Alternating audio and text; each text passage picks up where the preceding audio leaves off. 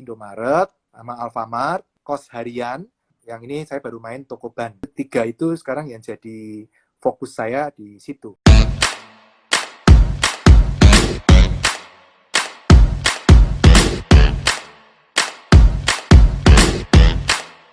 Halo. Hey, halo Pak Sorry, Argi. saya masih belum terlalu familiar dengan IG. Oh iya, nggak apa-apa Pak, nggak apa-apa. Awal-awal dulu saya juga gitu, kagok. Tapi lama-lama biasa. Ini baru kedua kali nih IG live dengan teman-teman berdua gini, baru kedua kali. Jadi saya masih kagok. Tadi bener nggak ya, saya posisinya nunggu gini bener nggak ya? Jadi sorry. Oke. It's okay. Thank you banget Pak Argianto untuk mau join di channel Mark Insight. Merupakan is my honor juga. Saya juga tertarik untuk belajar. Mungkin seperti yang dulu saya juga pernah cerita ke Pak Argianto. Mungkin beberapa mitos-mitos mungkin yang nanti mau saya clarify juga. Kenapa ada orang yang pro, ada orang yang against dengan bisnis franchise Indomaret. Pak Hargi kan udah bukti nyata. Nah, tapi untuk gambaran perkenalan dengan teman-teman, mungkin Pak Hargi boleh share a bit your background dulu, bagaimana sih Pak? Dan saya juga sempat ngeliat your YouTube kan, bahwa Pak Hargi kan dulu juga sempat terinspirasi dari Robert Kiyosaki di property investment. Jadi mungkin Bapak boleh cerita sedikit mengenai your background, Pak. Oke. Thank you Pak Herman. Selamat malam teman-teman semua. Semoga kita semua sehat semua ya. Nah, saya cerita pengalaman saya 2001. 2001 itu kan saya baru mulai awal-awal kerja. Jadi kerja tahun 97, lulus kuliah, kemudian kerja tahun 2001. Memang dari dulu saya hobi baca buku, Pak. Jadi semua buku-buku saya bacain satu-satu. Kutub buku lah pokoknya ya. Senang baca buku. Nah, 2001 saya baca buku Rich Dad Poor Dad tuh. Wah, kok kayaknya enak ya punya properti, disewain, sewanya lebih besar dari angsuran, bisa jalan sendiri, nanti kalau sudah lunas bisa jadi milik semua gitu loh.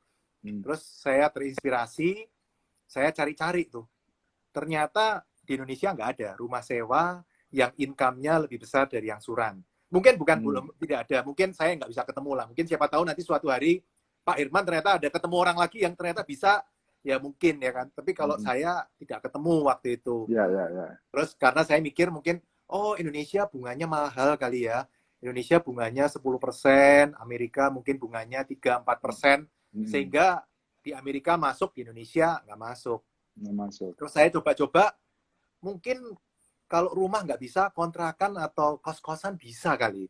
Rumah, coba cari kontrakan, kos-kosan, kontrakan, kos-kosan itu 2005. Jadi saya udah 4 tahun nyari rumah sewa, nggak ketemu. Baru coba kos-kosan, kontrakan. Ternyata ada loh kontrakan yang income-nya lebih besar dari angsuran. Saya ketemu itu di Perumnas Karawaci, Tangerang sana. Oke. Itu harganya 550, cicilannya berarti kan 7 juta. Cicilan kalau dihitung sekitar 15 tahun. Ya dulu kan masih muda jadi masih bisa panjang lah.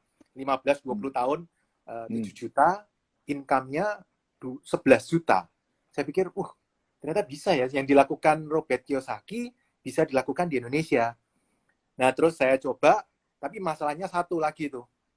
DP. Saya nggak punya DP. Waktu itu kan ya income, nggak punya income lah. Tipis lah income-nya. Nggak jadi lagi.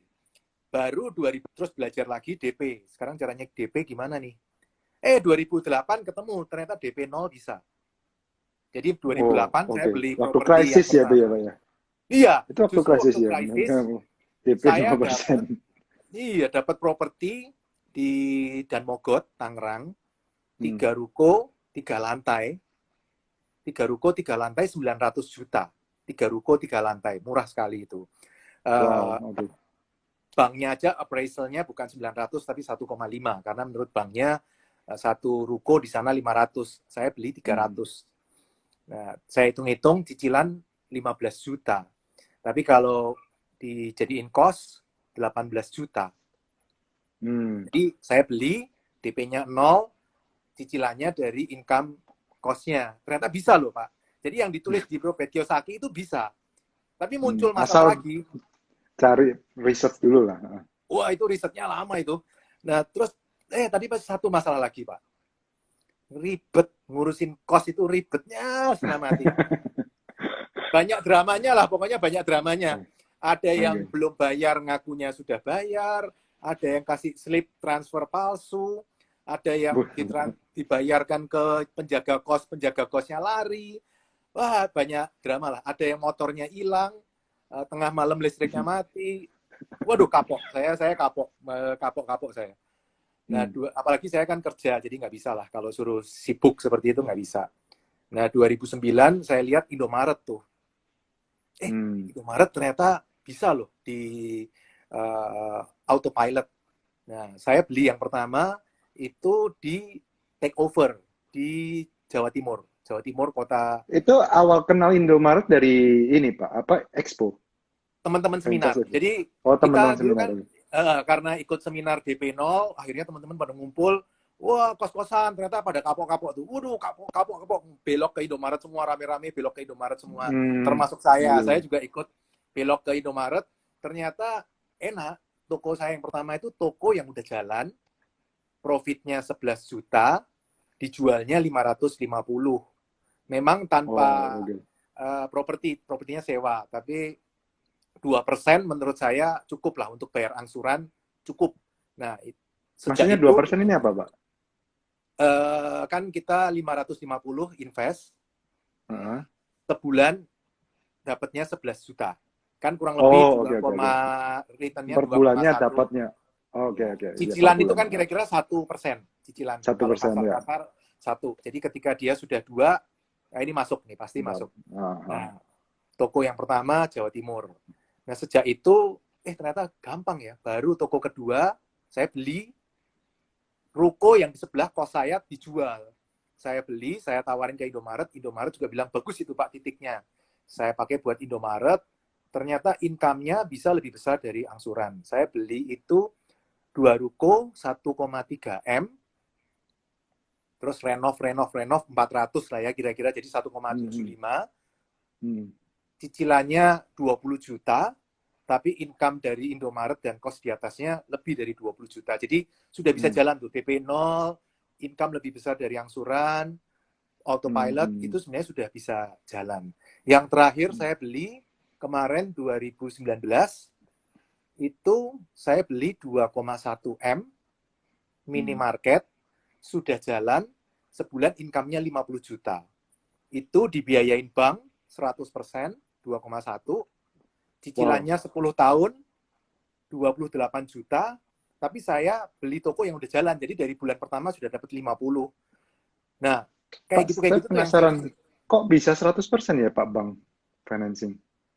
Jadi untuk yang banyak caranya Pak, khusus yang project ini, saya kebetulan nasabah di bank itu.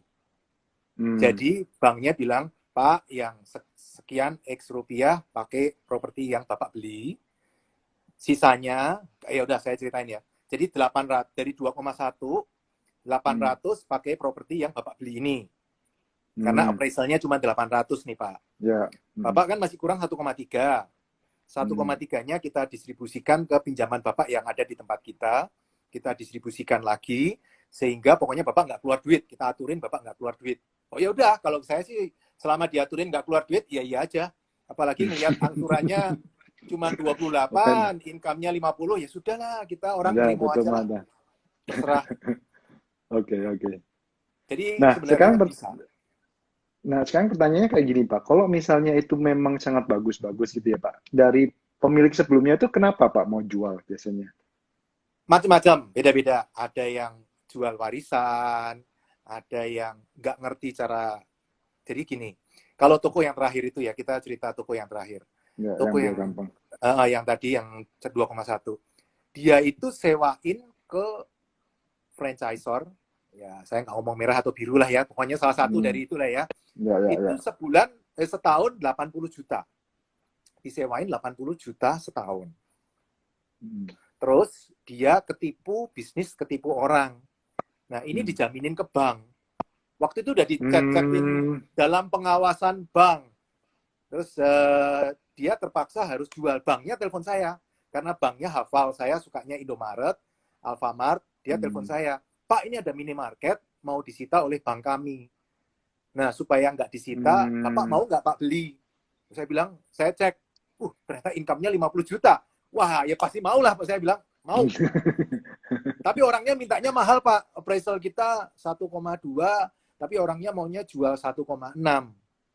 Terus saya ngecek dulu ke franchisor juga minta 400 untuk gantiin rak, gantiin peralatan-peralatan yang di dalamnya. Jadi total 2,1 lah, pokoknya semuanya 2,1. Ya sudahlah, saya mah 2,1, cicilannya 28, income-nya 50, DP-nya 0. Tutup mata lah saya. Tutup mata ya. Iya, Benar udah juga. jalan aja. Nggak tanpa modal itu juga, iya. Ya, jeleknya satu kan, harus nunggu 10 tahun, jeleknya itu. Iya. Tapi ya sudahlah, namanya orang nggak punya modal, partai kaipang seperti saya ini, pengemis-pengemis seperti saya ini, ya sudahlah, pokoknya asal dapat surplus ya lebih oke lah. Selesai, urusannya selesai. Tanahnya sendiri dapat asetnya kan nanti. Betul.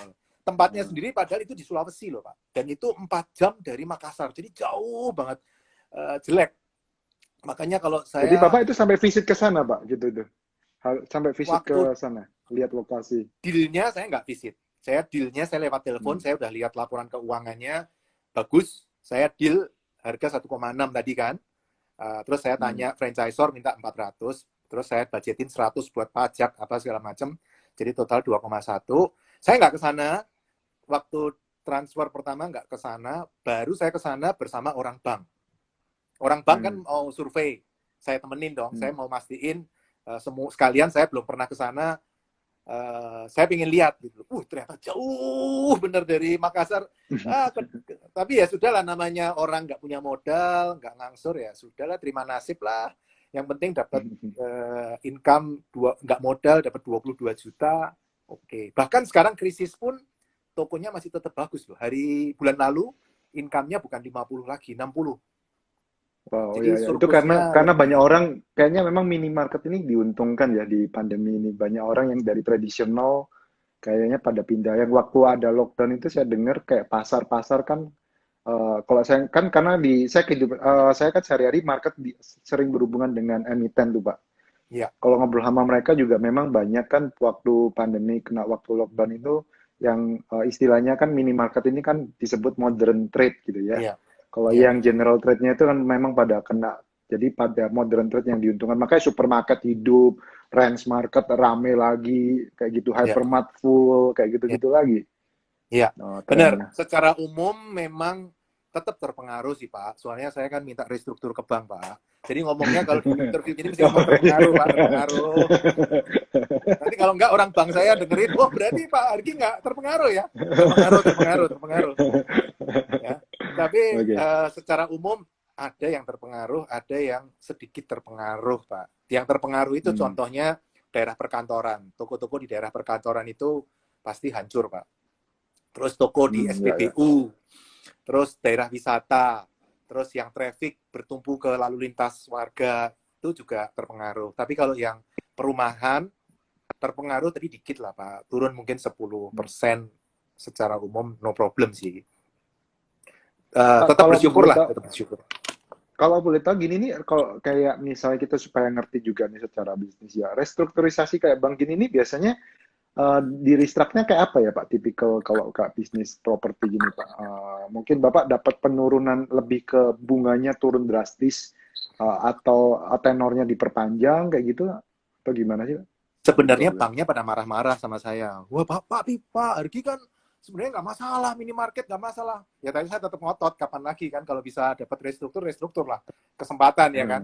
Nah kebanyakan akhirnya mereka, ya sudah Pak Argi ini aja dah, bayar bunga aja. Ya oke lah bayar bunga, tapi kan saya nggak perlu bayar pokok, sehingga kelebihan yang tadinya saya alokasikan buat pokok sekarang jadi nggak perlu bayar pokok. Jadi justru bisa pakai alokasi cash flow ini cari properti dong.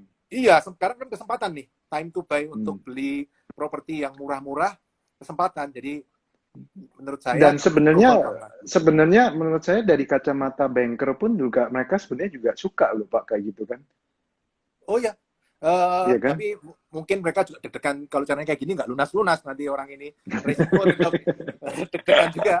Nggak tahu mereka saya padahal saya ngomong udahlah mau direct payment dari Indomaret juga saya no problem. Uangnya nggak saya kotak-katik, saya baru akan menikmati nanti waktu lunas. Kalau sekarang sudahlah.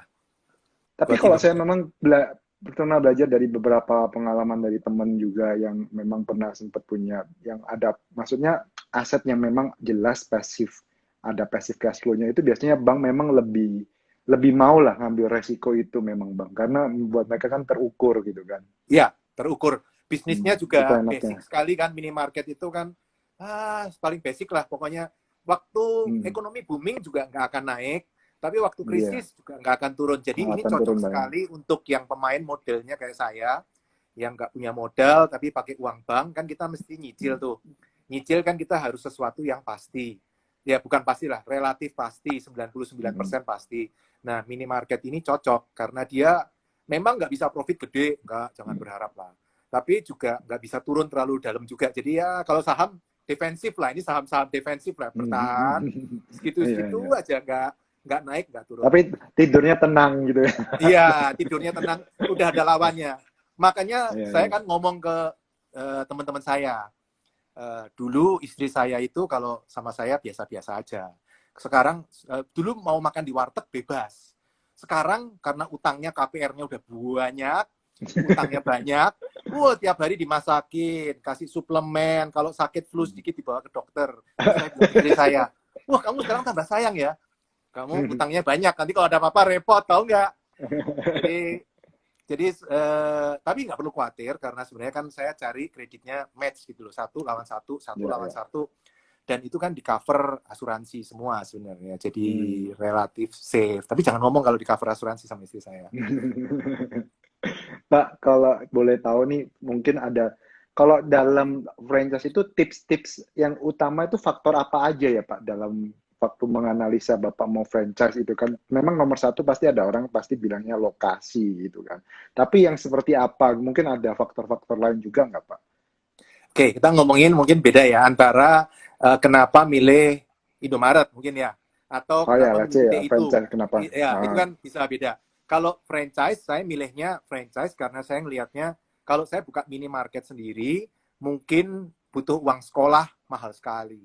mahal Sementara ini kan tuh. uang bank, hutang, harus dibayar. Itu kan angsuran pasti. Nah, kalau saya belajar bikin minimarket sendiri, mungkin bisa profitnya gede, tapi juga bisa hancur. Resikonya besar lah menurut saya. Uang sekolahnya mahal. Makanya saya pilih franchise aja. Toh dia autopilot. Saya punya 3 toko di Medan, punya toko di Sulawesi, saya tinggal di Jakarta, no problem. Saya di Jakarta malah cuma punya 1 toko doang.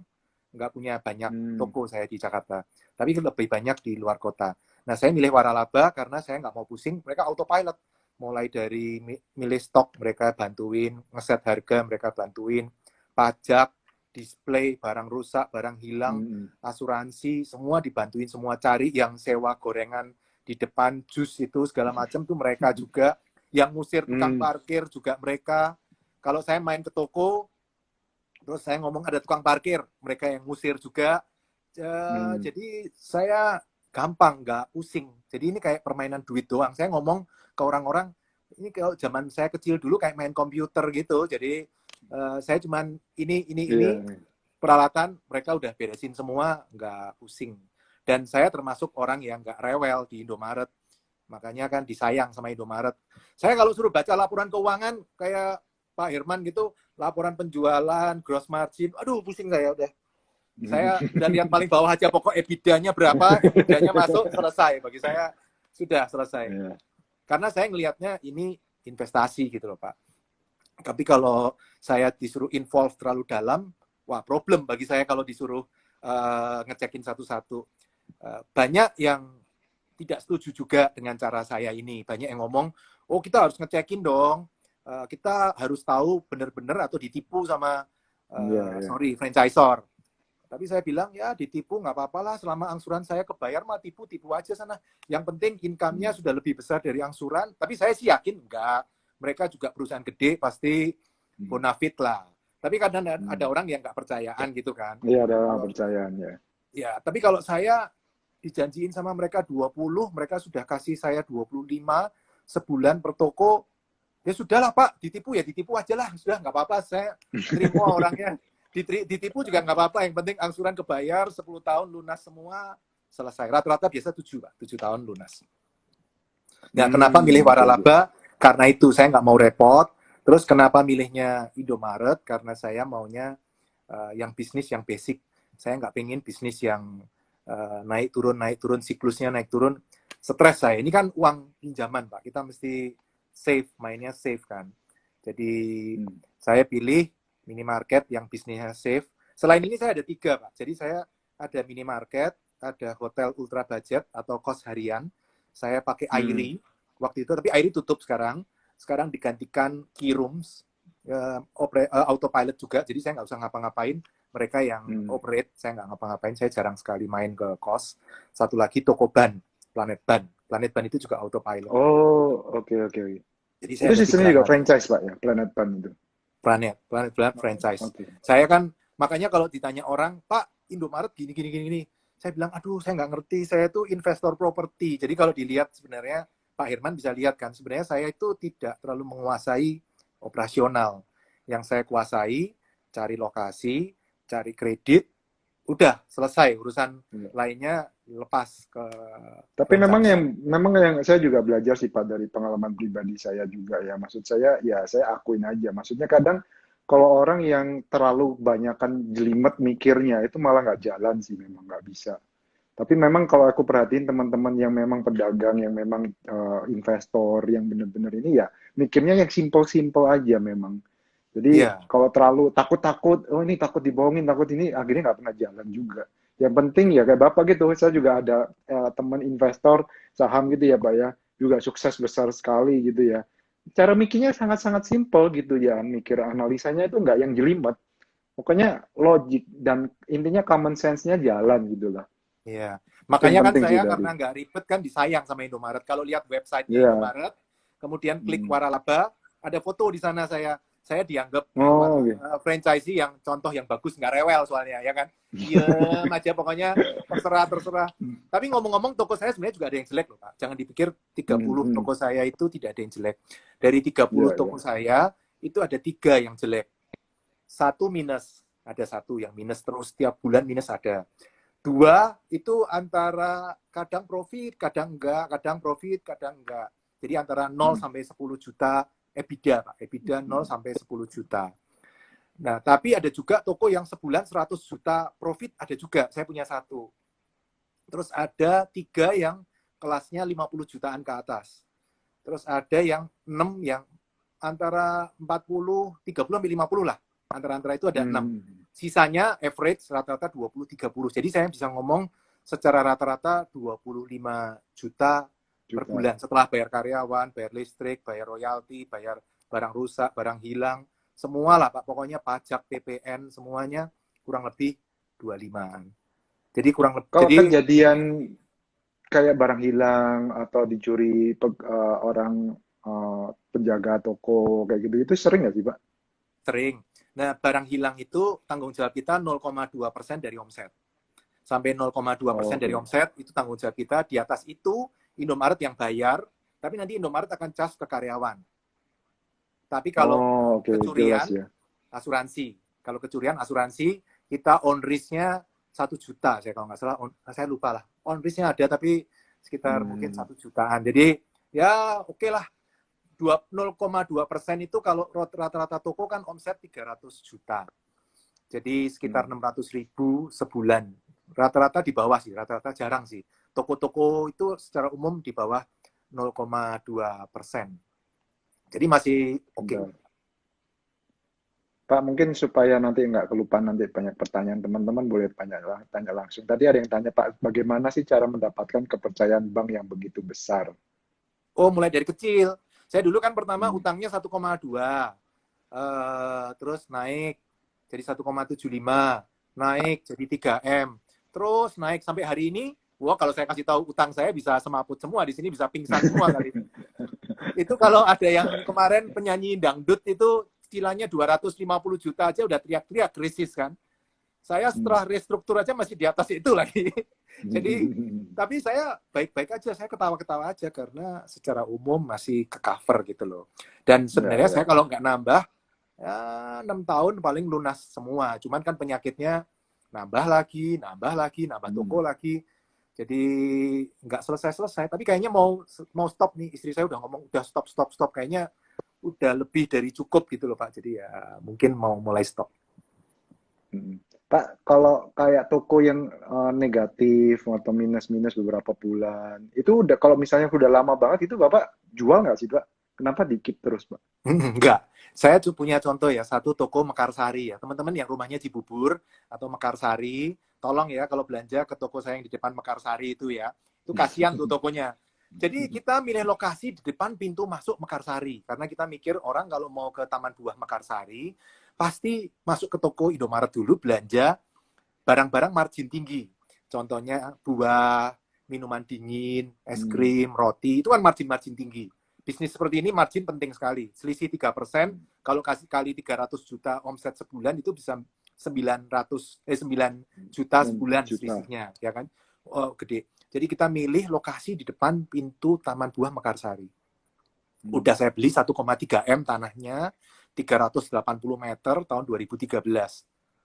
Seminggu sebelum buka, pintunya pindah. Ternyata pintunya pindah. Jadi pintu sudah 10 tahun di situ, tahu-tahu bisa pindah. Waduh, pintunya pindah sebelum lagi, bukan sesudah tapi sebelum. Jadi orang udah masuk baru ada toko saya. Jadi toko saya itu minus terus tuh yang di depan Taman Buah Mekarsari. Jadi teman-teman tolong ya yang di rumahnya Mekarsari, Jonggol, kalau belanja di toko saya itu kasihan tuh tokonya sepi itu. Parkirnya luas tapi sepi. Tapi Pak, cicilannya nombok. Tapi tanahnya itu naiknya banyak. Dulu saya beli 1,3 M 2013. Hari ini mungkin sudah 3 M-an tanahnya, 380 meter. Di situ sudah 7 juta. Aset ya. Jadi saya ngejar aset. Indomaret sih udah ngomong, aduh Pak, please pindah Pak. Sudah itu nggak bisa diapa-apain lagi. Itu tokonya relokasi aja Pak. Udah, itu salah dari awal Pak. Tapi sekarang kan itu di tengah-tengah antara dua perumahan. Antara perumahan Medland dengan Citra. Jadi itu di tengah-tengahnya dia. Jadi menurut saya, ya udahlah. Apalagi kan jalannya mau dilebarin ke pinggir 3 meter, jadi tambah satu line lagi. Menurut saya, sudahlah biarin. Nggak Tapi kayak apa-apa. gitu itu franchiser nggak bisa, maksudnya nentuin udah tutup, dipaksa Nggak bisa. tutup gitu. Dia udah minta, Pak tutup. Kalau nggak saya suruh store modal. Soalnya disuruh store modal untuk nutupin Oh ya, EBITDA negatif minus. terus kan. Nah, saya bilang nggak apa-apa. Kayak gitu Udah. pernah Bapak kejadian ini top up modal Pak? Ada. Kayak gitu. Dari 30 toko saya, dan saya sudah dari 2009 sampai hari ini, ada satu toko saya di Bogor. Jadi di perumahan, tapi perumahannya nggak jadi-jadi, Pak. Salah itu. Jadi lain kali saya nggak mau, kalau perumahan belum jadi, saya nggak mau bangun. Dia nggak jadi-jadi, saya sendirian di tengah sawah gitu toko saya. Sepi itu sendirian. Itu juga minus, setiap bulan minus 3 juta, 5 juta, 3 juta, 5 juta. Jadi Indomaret minta saya store modal. Sampai kemarin dipanggil pajak. Pajaknya heran, Pak, Bapak 5 tahun masa toko rugi terus? Rugi, Pak. Bapak kalau nggak percaya, cek. Mana ada orang bisnis rugi? Bapak cek aja. Itu saya nggak bohong. Bapak boleh cek. Tokonya benar-benar rugi karena problemnya Indomaret ini fixed cost-nya besar. Karyawan minimal 5, nggak bisa kurang. Bisa, tapi kondisi-kondisi khusus ya. Kayak toko yang di bawah kantor saya itu karyawannya cuma 3 karena minggu tutup. Dan jam bukanya cuma 1 shift, itu boleh. Tapi secara umum tidak. Jadi ada toko-toko saya yang jelek, ada. Toko-toko saya yang top, ada. Toko-toko yang bagus itu biasanya di daerah yang izinnya tertutup dan sulit. Ada toko saya di Jawa Timur, izinnya itu tutup dari 2010 sampai sekarang. Jadi udah 10 tahun tidak boleh ada penambahan. Jadi saya satu-satunya di kecamatan tersebut, saya satu-satunya. Jarak ke toko selanjutnya ke arah timur 20 kilo, ke arah barat 10 kilo. Jadi kuenya besar sekali. Ke selatan sudah sampai laut 30 kilo, mungkin nggak ada toko lain. Ke utara juga mungkin 30 kilo, nggak ada toko lain. Jadi saya sendirian. Dan itu satu-satunya ATM BCA di kota kecamatan itu. Padahal di situ ada pabrik kayu lapis. Jadi kalau mereka gajian harus ke tempat saya. Semua wajib ke minimarket saya. Itu omsetnya rame banget. Tokonya top. Itu sebulan 100 juta. Kalau Idul Fitri 150 juta. Wow. Nah, toko-toko saya yang bagus-bagus seperti itu. Makanya kalau izin tambah lama, tambah susah, saya sebenarnya tepuk-tepuk. Bagus. Izin tambah susah aja terus. Saya malah... Oh, karena nggak ada saingan. Nggak ada saingan. Iya.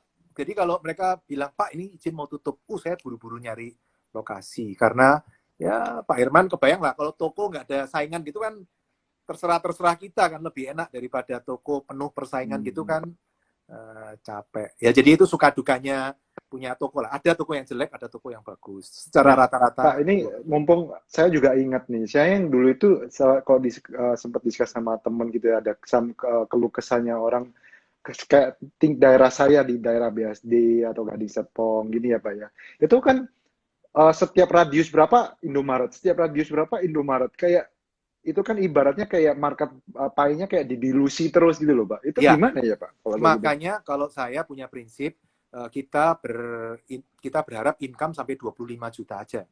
Di atas 25 anggap bonus. Jadi harga tanahnya yang saya cari yang sesuai dengan income seperti itu. Saya tidak akan cari Oh, di oke. BD yang di pinggir jalan, rukonya sudah 3M, 2 ruko 6 miliar. Hmm. Enggak, karena cicilannya aja mungkin sudah 60 juta. Enggak mungkin ke cover. Jadi saya menyesuaikan harganya. Kalau lebih dari itu ya bersyukur. Dulunya setting saya cuma 15 juta. Tapi sejak 2016 itu sudah tembus 20 juta. Jadi allowance-nya saya naikin lagi sampai 20. Ternyata sekarang 25. Jadi sekarang saya ekspektasinya 25. Jadi saya nggak masalah. Indomaret mau nempel, biasa ada ketentuan sih. Di bawah 100 meter, Indomaret akan permisi ke kita. Pak, kita akan buka toko di sini. Bapak kalau mau diambil aja toko ini. Jadi dia udah permisi ke kita dan dia mempersilahkan Oh, kita itu kalau di bawah 100 meter. teorinya 100 meter, prakteknya 500. Saya beberapa kali dipanggil Indomaret, Pak, ini toko sebenarnya secara perjanjian Indomaret boleh buka. Tapi kita respect Bapak, ada etika bisnis, 500 meter kita permisi ke Bapak. Nah, saya cuma pesan, terserah, kamu mau buka 100 meter, 500 meter, terserah. Yang penting omsetnya Oh, jangan ini turun radius aja. ya Pak maksudnya. Ini konteksnya radius ya. Radius. Oke, oke, oke. Saya terakhir dipanggil yang di Subang. Toko saya di Subang. Sudah 10 tahun, sudah dari 2012. Itu 8 tahun, nggak naik-naik omsetnya. Aneh, itu toko itu aneh. Nggak naik-naik omsetnya. Indomaret mau buka 500 meter dari situ. Saya bilang, awas kamu ya, itu toko omsetnya nggak naik loh, sudah 8 tahun. Jangan sampai turun. Dia bilang, enggak Pak, kuenya beda. Kita sebelah sini sungai, Bapak sebelah sini sungai. Mestinya tidak masalah. Bener loh, dia buka omset saya cuma turun 100 Nggak ribu dari turun. 10 juta. Jadi tidak signifikan penurunannya. Hmm. Cuma 1%, no problem. Jadi saya termasuk yang nggak Jadi, rewel di sana. jadi kalau saya tangkap tadi berarti salah satu pembelajaran yang saya tangkap dari Pak Hargi, kita harus tahu dulu hitungannya, kebutuhannya itu berapa, Bapak yang nyesuahin properti mana yang memang Ya. bisa cocok untuk nutupin segitu gitu ya. Ya, Oke, oke, makanya oke.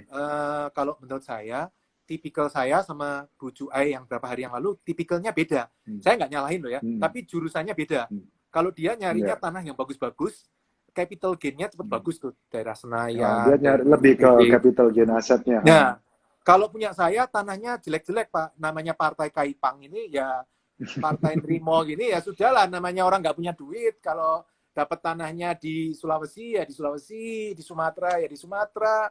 Sampai saya pernah di deket hutan itu, di tengah hutan, sampai orang banknya heran, Bapak bisa dapat tanah di tengah hutan gini gimana caranya? Ada lah caranya. Tapi daerah itu kan padat penduduknya, nggak masalah, dan terisolasi gitu, jadi tokonya bagus. Nah kalau kayak saya fokusnya ke cash flow. Jadi nggak capital gain nggak naik nggak apa-apa. Makanya saya nggak pernah pusing capital gain naik atau nggak masalah. Saya tahu diri, yang penting DP-nya 0, angsurannya ketutup, operasional oleh operator, itu selesai bagi saya. Saya suruh nunggu 10 tahun nggak apa-apa, begitu krisis tambah setahun ya Pak, bayar bunga aja nggak apa-apa, 11 tahun juga nggak apa-apa, 12 tahun ya nggak apa-apa, saya tahu diri lah. Namanya orang nggak punya duit, nggak kerja ya, suruh nunggu 10 tahun ya nggak apa-apa, 11 tahun no problem bagi saya. Kalau secara apa rule of thumb-nya gitu ya, Pak. Kan biasanya yang saya tangkap kalau untuk bisnis franchise gini kan income yang Bapak dapat itu rata-rata diputer lagi gitu kan. Diputer terus gitu ya. Ya, itu mulai cash flow itu mulai tahun keberapa Bapak benar-benar bisa buat nikmatin pribadi ya, Pak. Maksudnya Kalau dipakai untuk pribadi. Kalau kan diputer terus soalnya kan cash flow-nya. per toko atau total investment? Katakanlah per toko gitu, Pak. Kan soalnya Kalau kalau saya nangkapnya kan uang ini kan dipakai untuk bayar cicilan, tapi ada surplus kan, Ya, angsuran gitu, ya, ada surplusnya. Tapi surplusnya ini kan nantinya Bapak pakai untuk invest lagi gitu betul, kan. betul. Nah, Saya terus puter terus gitu ya. Nah, saya biasanya biasa mulai kan bisa prinsipnya, benar-benar. sorry saya potong. ROI-nya kan sekitar 18. Hmm. ROI target saya kan 18. 10 untuk bunga. Rata-rata bunga bank saya sekarang 10. KPR, KI, campur aduk. Bahkan ada Hmm. yang tanpa melalui bank, kita punya dari investor-investor yang pengen nitipin duit saya. Tapi saya nggak buka di sini loh ya. Maksud saya kadang ada saudara saya, sepupu saya yang nggak bisa muterin uang, terus daripada ditaruh deposito cuma 4%, saya bilang udah kasih saya aja 12%. Nah, uang ke saudara sendiri kan saya lebih royal lah daripada ke Ya, bank. ya. Kasih cuan bank 10%, mending kasih ke saudara sendiri 12%, no problem lah, masih oke. Nah, rata-rata 10, saya ROI 18. Nah, sisa 8-nya saya pakai buat cicil pokok. Jadi itu dihabisin rata-rata 10 tahun habis. Nah, kalau ditanya lagi kapan saya menikmati, ya kalau saya berhenti baru saya menikmati. Tapi kalau enggak, sekarang rata-rata per toko cuma kasih uang ke saya 500.000 karena saya anggap sebagai gaji direktur. Udah itu doang. Lainnya terserah, buat puterin aja. Kalau terkumpul lagi buat beli toko, saya ada beberapa toko yang beli cash. Jadi nggak pakai bank lagi karena cash flow-nya kan toko tambah lama, toko itu profitnya naik terus. Bisa karena daerahnya berkembang, bisa juga karena inflasi. Dulu rata-rata toko profitnya cuma 10-11 juta, sekarang 25 juta. Yang belanja mungkin nggak nambah, tapi belanjaannya nambah, harganya tambah lama, tambah mahal. Jadi kalau saya bilang, toko ini mulai kelihatan profit begitu setelah 3 tahun. Di atas 3 tahun itu mulai kelihatan enak gitu loh. Tapi kalau awal-awal sih menurut saya tidak mudah. Tapi ada toko saya yang buka langsung 30 juta, ada. Tapi kan nggak bisa itu dipakai sebagai patokan. Ya, ya, ya. Ya, ya, Secara ya. umum saya ngomong 3 tahun. Paling bagus beli toko yang udah udah jalan. Saya paling senang tuh. Karena bacanya kan gampang. Orang kayak orang nyontek aja kan. Sudah tahu hasilnya Ya. segini daripada nebak-nebak. Rame nggak ya kan belum jelas. Kalau sudah buka tinggal dilihat omsetnya berapa, kali profit kira-kira segini, EBITDA saya kan udah kira-kira tahu segini pasti masuk. Jadi udah langsung kebaca. Nah, Pak Argi, kalau buat orang baru gitu ya, dulu itu saya juga sempet kan diajak teman gitu ya, terus nggak jadi karena masih pemain baru. Terus itu antrinya katanya panjang banget Pak listnya. Ya, memang Bener karena ya, itu tambah gimana lama. lagi? Buat pemain baru itu makin susah gitu kan ya? Iya, padahal zaman saya dulu malah Indomaret kasih diskon loh. Jadi udah diskon 15%. Sekarang antriannya panjang sekali dan tahun ini khusus program takeover. Jadi Indomaret itu sering takeover jualin program jualin toko-toko yang sudah cuan dijual sama dia. Memang aneh sih. Banyak orang yang nanya saya, "Kok aneh Pak toko untung dijual?" Iya, karena Iya, kenapa? Indomaret itu cuannya bukan dari bisnis ini gitu loh. Dia cuannya dari pabrikannya dia, Indofood, Bogasari. Ya, Ini ya, kan ya. cuma jalur distribusi, dia mau ngamanin doang. Yang penting tokonya banyak, Ya, ya, ya. urusan dia selesai. Ya kalau bisa cuan ya bagus, tapi kalau enggak yang penting ngamanin jalur distribusinya pabrikan. Jadi ini uang receh mungkin buat Salim Group, mungkin ini uang receh Buat lah. receh, ya, ya. Ya, yang penting tokonya banyak, modalnya nggak perlu gede. Tetap untung sih, dia dapat dari royalti juga untung, dari distribution fee, kemudian supplier kan dimintain duit tuh. Dan lebih ini Pak, lebih ringan buat apa neracanya dia, balance sheet-nya kan. Ya, return on assetnya Karena dia juga pakai bagus. itu jadi improve. Ya, jadi dia nggak masalah profit tokonya. Semakin kan antriannya tambah lama tambah panjang. Kalau saran saya sih ada beberapa. Satu, beli toko yang sudah jalan tapi yang di market tidak melalui Indomaret. Jadi sering misalnya di Sitabang, toko Indomaret, nah itu boleh diajuin ke Indomaret untuk dibeli. Daripada di Sitabang, Indomaretnya stop juga. Oh, oke, oke. Tawarin Atau bisa ke juga, Indomaret dibeli. ya Tapi atau rata-rata kalau punya, sorry, kepotong. Toko Bapak ini rata-rata toko apa? Ini ada yang tanya ini lahan atau tanahnya itu propertinya Bapak milik sendiri beli, semua atau beli ada yang semua. milik orang? Semua Oh, punya semua saya ya. dari 30, punya saya semua cuma satu yang masih sewa toko pertama doang. Setelah itu beli. Kelihatannya gagah ya. Wah, Pak Argi kaya ya. Bukan kaya, bos. Kebalik. Justru karena saya nggak punya duit, kalau mau pinjem bank kan harus pakai tanah. Nggak bisa. Kalau tanah Tanah. sewa nggak bisa. Lebih gampang tanahnya dibeli, RAB-nya dimasukin, cari pembiayaan yang DP-nya yang bisa 100%, selesai. Udah tinggal ditungguin sampai lunas. Jadi kelihatannya Soalnya gagal. dulu ada dengar orang ini Pak yang mungkin beda-beda ya Pak ya strateginya. Ada yang berpikiran pakai sewa aja terus muter karena jadi biayanya lebih modalnya nggak kuat besar gitu loh Pak. Kalau Nah itu punya bedanya cash, apa nanti? kalau punya Oh cash kalau nggak punya cash apa-apa. lah ya. Ya, tapi kalau partai kaipang seperti saya, partai pengemis ini yang nggak punya duit, kantongnya kosong, nggak mungkin. Kalau sewa mau jaminin apa? Nah, yang bisa kita beli tanahnya. Kelihatannya gagah, properti investor. Sebenarnya bukan. Sebenarnya karena saya nggak punya duit. Nah, saya harus beli tanahnya, RAB-nya saya masukkan juga ke bank, dibiayain bank, 100% baru bisa dibiayain, baru bisa jalan. Uang saya cuma buat cadangan, standby kalau ada masalah baru turun. So far sih baik-baik aja sih, income-nya bahkan krisis gini Jadi juga. memang sebenarnya kayak teorinya Robert Kiyosaki sih Pak. Betul, betul. Tapi Robert Kiyosaki itu harus di-improve, dirubah sedikit di Improve ya. Indonesia. Nggak bisa 100% rumah sewa gitu, nggak bisa. Tapi nggak tahu, siapa tahu nanti suatu hari Pak Herman ketemu yang bisa rumah sewa juga. Saya nggak tahu. Kalau saya, senjata saya utama saya yaitu Indomaret, sama Alfamart, minimarket lah ya pokoknya. Kemudian kos harian itu juga bagus income-nya. Tapi sekarang nggak terlalu bagus ya, waktu krisis jelek lah.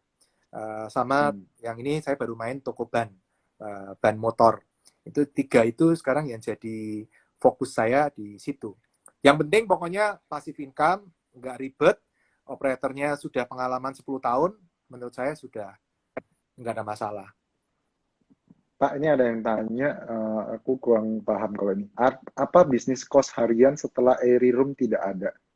Sekarang tetap Mungkin. jadi kos harian. Jadi saya yang kos yang pertama tahun saya beli 2008 itu kan saya udah kapok-kapok tuh beli kos. Sejak itu saya nggak beli kos. Nah, 2017 kan ada Airi. Airi itu mau ngelola kos saya dari Jadi kayak bulanan. operator ya Airy itu ya? Iya, dia selain sebagai online travel agent juga dia mau jadi operate, dia mau operate. Nah, saya kasih ke dia, dia operate. Cuman saya pesan ke dia, tolong ya jangan yang aneh-aneh. Oh ya Pak, kita ada syariah. Ya sudah, kita ikut Airi Syariah waktu itu. Jadi saya nggak mau dipanggil Bu RT, Pak RT, nanti kan pusing saya. Aduh, malu saya kan kalau dipanggil gitu. Udahlah, pokoknya yang bener aja lah. Pakai yang syariah. Jadi kalau mau check in, ditanyain KTP-nya, ditanyain kakaknya, segala macam lah. Walaupun masih ada yang nanya, loh Pak, kalau cowok sama cowok gimana? Wah, itu saya nggak tahu dah. Pokoknya saya nggak ikutan dah. Pokoknya itu saya sudah berusaha semaksimal mungkin. Pasti ada yang nakal, mungkin ada 1-2 pasti adalah, tapi secara umum tidak. Nah, Airi kan tutup 2020 ini. Nah, saya ambil Kirums. Kirums itu ada operator baru, mau kelola. Nah, saya kasih ke dia semua. Not bad sih, Pak. Per hari ini masih cukup. Kalau untuk bayar bunga masih cukup. Tapi kalau bayar pokok belum cukup. Jadi sekarang okupansi masih 50%, 50-60%. Terus harganya juga baru 60%. Nah, belum maksimal kayak dulu.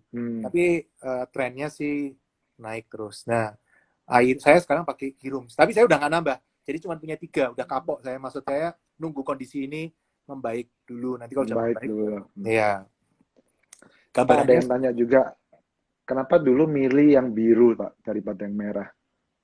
Iya, karena dulu itu teman-teman pada milihnya biru semua. Jadi kita peserta seminar satu geng semua milih biru semua. Kita ikut semua biru semua, satu biru semua.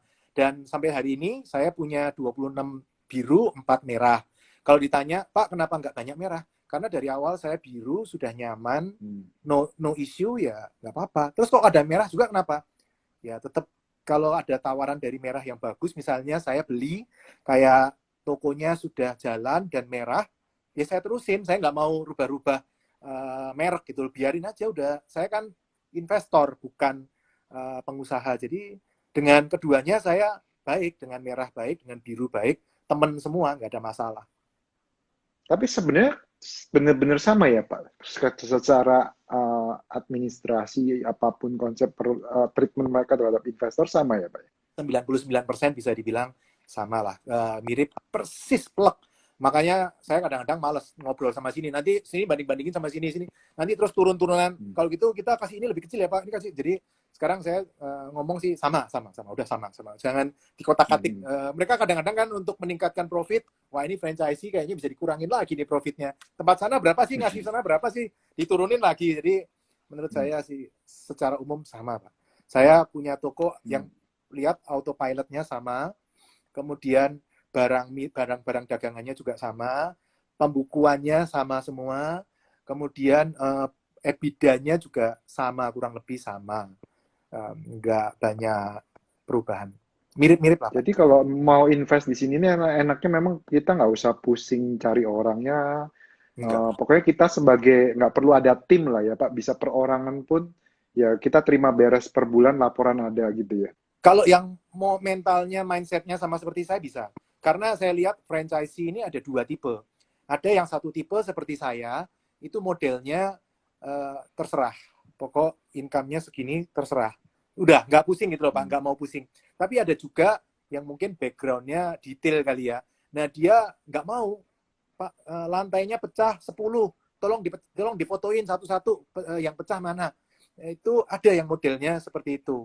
Jadi yang kayak gitu nanti agak tersiksa tuh, mentalnya tersiksa. Karena merasa, aduh aku dicipoain nih. Tapi kalau yang kayak saya malah bersyukur, nggak apa-apa, yang penting pokoknya di atas proposal, selesai urusannya, selesai. Jadi kayaknya memang mungkin golongan darahnya beda-beda kali ya.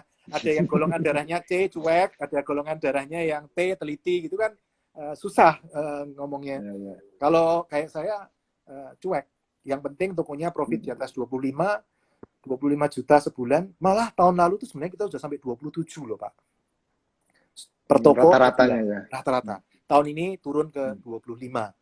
Pertama kali dalam sejarah kita profit turun. Biasanya tiap tahun naik terus 2011, 2009 itu masih 11 juta, terus naik sampai 2016 itu sudah tembus 20, terus sekarang sudah tembus sempat 27, sekarang 25 average-nya. Pak, ada yang tanya juga, kalau ada tips nggak investasi properti yang di bawah 500 juta apa ya Pak kalau sekarang ini mungkin? Saya terakhir beli tanah 350 juta di Mojokerto, di Jawa Timur, Mojokerto. Mojokerto. Ya, 350 juta, itu 210 meter. Nah, terus dijadikan Indomaret. Biaya untuk jadi Indomaret untuk ngambrukin, bangun, sipil, peralatan, izin, franchise fee, biaya promosi hari pertama sampai semuanya itu 900 juta. Jadi total modal 1,25. Nah, saya waktu kemarin dibiayain 1M sama BRI. Jadi saya cuma modal 250. Dan setelah bulan ke-6, profitnya udah bisa ini sendiri. Tapi disclaimer loh ya, apa yang terjadi di saya belum tentu terjadi di teman-teman. Dan saya ngertinya cuma itu, satu itu Pak. Bisa juga teman-teman mungkin 3-4 orang kongsian rame-rame 500 2M juga bisa juga. Jadi menurut saya banyak cara sih Pak. Nggak harus. Ya, kalau buat teman-teman yang mungkin belum punya bank track record, ya mau nggak mau harus cari kongsi gitu kan Pak. Soalnya kalau kasusnya Pak Haru kan memang kredit scoringnya mungkin udah bagus, jadi lebih gampang dapat dari sisi bank gitu kan. Tapi 2008 waktu saya pertama mulai, itu saya baru bangkrut loh. Saya bangkrut, nggak punya income, nggak punya aset, tapi saya bisa karena ngerti caranya bank, pembiayaan bank seperti apa, saya bisa dapat kredit yang pertama. Jadi kalau saya lihat skill yang perlu dimiliki salah satunya adalah skill untuk mengerti kredit itu seperti apa yang cocok buat kita, kemudian syarat-syarat yang diminta bank seperti apa, bagaimana kita menyesuaikan dengan kriteria bank itu. Pak, boleh di-share nggak Pak yang di 2008 apa Pak tips and triknya Pak? Waktu itu bangkrut, ngajuin ke bank. Wah namanya orang seminar kan, wah seminar motivasi, pokoknya semangat gitu kan. Ngajuin 6 bank pertama, tolak semuanya. Ada bank gede-gede lah, pokoknya bank gede-gede, saya ditolakin semua. 6 bank ditolak semua. Enggak nyerah. Ini ngajuin Indomaret Pak? Atau ngajuin apa nih Pak? Sorry. Yang itu yang beli 3 ruko yang pertama 2008. Oh, 3 ruko pertama. Oke. Itu untuk jadi kos. Maju ke 6 bank, tolak semua. Ada yang ngomong income saya nggak cukup, ada yang ngomong income saya nggak jelas, pokoknya gitulah. Terus maju lagi 14 bank. Nah, waktu maju ke 14 bank sebenarnya juga nggak gampang. Yang punya tanah udah marah-marah, Pak Argi kapan nih bayar? Katanya mau bayar 1 bulan, ini sudah 1 bulan, udah ini, ya udah tambahin 10 juta lagi tanda jadi. Pokoknya minta waktu perpanjangan sebulan lagi. Terus maju 14 bank sekaligus 14 bank. Dari 14 bank ada 3 yang di-approve. Udah Pak, cukup. Salah pilih salah satu, sudah cukup. Jadi maksud saya, jangan dipikir gampang juga gitu loh. Tidak gampang, tapi itu sudah lewat. Masa-masa itu saya sudah lewat. Jadi teman-teman kalau ditolak bank, jangan hard feeling gitu, sakit hati. Enggak lah. Anggap aja seminar gratis. Tanyain aja, kok ditolak kenapa? Oh, ditolak karena ini. Ya sudah, ini diperbaikin. Berarti ini yang perlu diperbaikin. Nextnya. Pak Hargi, your story ini reminds me bener-bener buat teman-teman ya, saya rekomen nonton filmnya The Bankers di Apple TV. Persis story-nya Bapak. Orang ini nggak punya duit, Pak, tapi dia ngerti banget caranya bank itu gimana. Jadi ya kayak gitu Bapak tadi cerita, ada properti bagus, dia tembak dulu, kasih uang DP berapa, tapi langsung dia agresif ke beberapa bank. Cepet ke beberapa bank, tembak aja.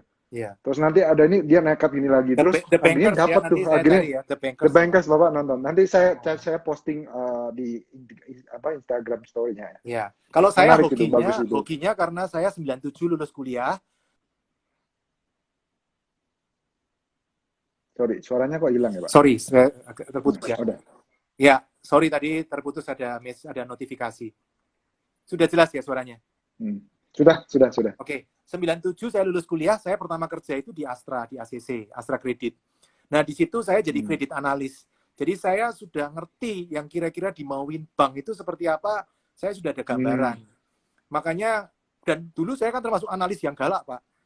Perusahaan tolak. Sampai atasan saya marah, Hargi, ini di-approve. Kalau enggak, dealer marah-marah, kamu reject terus. Enggak, Pak, menurut saya jelek. Ya, enggak ada yang perfect, Hargi. Kamu harus makan, pilih salah satu yang paling bagus. Nggak bisa kamu pilih yang perfect, nggak bisa. Sudah sana, kamu pindah jadi marketing sana. Emang enak cari aplikasi, kamu tolak-tolakin. Oh, sejak itu saya jadi marketing. Jadi saya pernah di analis, pernah di collection, pernah di marketing, dan di situ menurut saya belajar banyak. Hal yang saya pelajarin yaitu, Pak, ke bank, jangan nyerah. Tidak mudah, pasti tidak mudah. Tapi kalau sudah lewat, sekarang santai, Pak. Malah bulan-bulan kayak saya, kalau sudah akhir tahun seperti ini, kalau kayak saya sering diteleponin bank, Pak tambah lagi, Pak tambah lagi.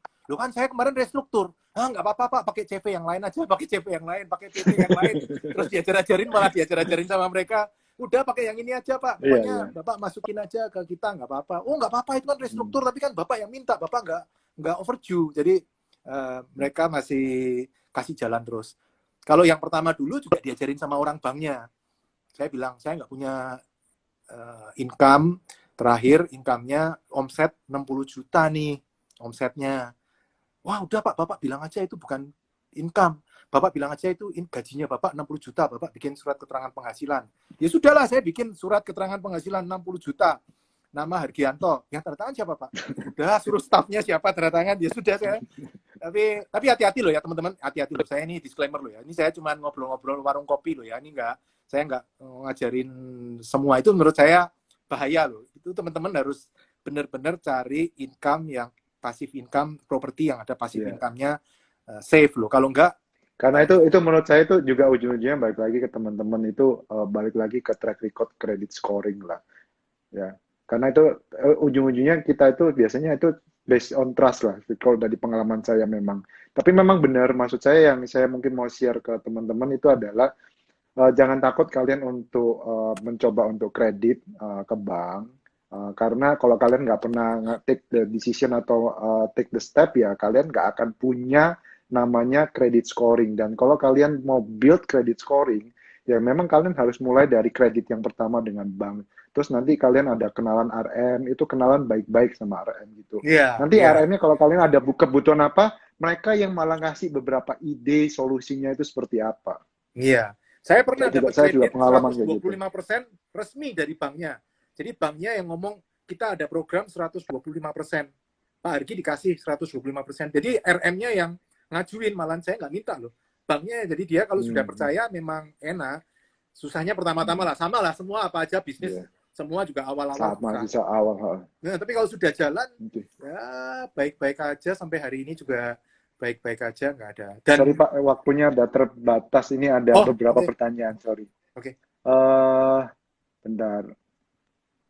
Oh, beli tanah dulu dari uang Bapak terus diagunin atau gimana? Iya, tadi Bapak, tapi kan Bapak beli tanah tapi bangunannya langsung di... Kalau yang pertama enggak. Yang pertama saya dibiayain 100% loh. Jadi saya beli ruko, 3 ruko 900, banknya cair 1,2 M. 900 saya pakai buat beli propertinya itu, yang dijamini ya sertifikatnya properti itu. Nah, 300-nya saya pakai buat renov ruko itu untuk jadi kos. Itu kok bisa 100% itu gimana? Itu yang sebenarnya saya juga bingung, Pak. Mungkin waktu buat awal-awal gitu ya. Karena banknya menilai bahwa properti itu bukan 900 tapi 1,5. Jadi dia karena memang itu under value ya, Pak. Under value. Nah, itu bisa kejadian di kondisi-kondisi krisis seperti ini. Saya kan 2008. Krisis ini. Ya, banyak properti yang sale. Waktu itu sudah saya hitung. Saya langsung hitung, ini properti biaya bangunnya aja bukan 900 loh. Saya beli 900, dia bangunnya aja 1,1 M, belum tanahnya. Makanya banknya kalau menilai 1,5 menurut saya wajar. Dia menilai 1,5 dia wajar.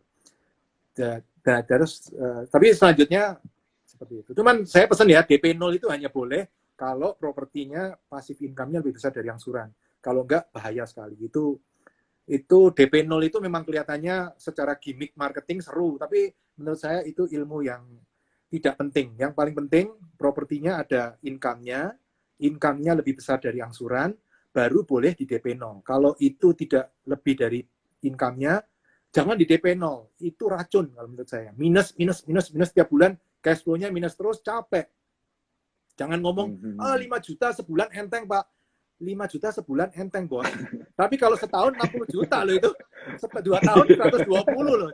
Jangan, kalau menurut saya, udahlah mending cuan 1 rupiah, tapi nggak pusing daripada minus. Jadi nggak pusing, harus matching lah. Iya, harus lebih matching baik minimal. pusing nyarinya. Pak, properti seperti itu kan susah. Mungkin 100 cuma 1. Ya sudah, cari 100 kali, dapat 1, sudah 100 kalau seminggu 2 kan setahun 1 dapat 20 tahun kan 20 properti juga udah cukup lah, kita nggak usah muluk-muluk ngomong saya 2008 1, 2009 1, 2010 2, 2011 5, 2012 5. Nah setelah itu kecepatan 2013 saya cuma 1, saya ngeri, waduh kok kayaknya cepat sekali ya, terlalu cepat. Nah 2013 1, 2014 1, 2015 saya merasa nggak ada masalah. Saya mulai ngebut lagi 45 properti setahun. Sampai hari ini kurang lebih sudah 40-an sekian lah, macam-macam ya. Ada ruko, ada ini, ada yang disewain. Pak, ini sebenarnya seru banget. Mungkin kapan-kapan kita bisa ngobrol lagi, tapi dipatasin 1 jam biasanya untuk ya. Oke, thank you. Sorry teman-teman kalau ada yang beberapa terlewatkan. Terima kasih banyak Pak Hargi sudah meluangkan waktunya. Semoga berguna buat teman-teman yang mungkin mau belajar franchise maupun invest properti. Sorry ya kalau ada salah ngomong, salah ucapan, saya minta maaf, saya nggak sengaja. Saya tujuannya cuma pengen teman-teman supaya sukses semua. Ya, terima kasih banyak Pak Argi. Mungkin lain kali kapan kita lanjut lagi. Thank you semua. Selamat malam. Investasi yang terbaik adalah dari otak kita. Karena itu, subscribe channel saya dan ikuti terus video-video saya. I'm Pipo Lender.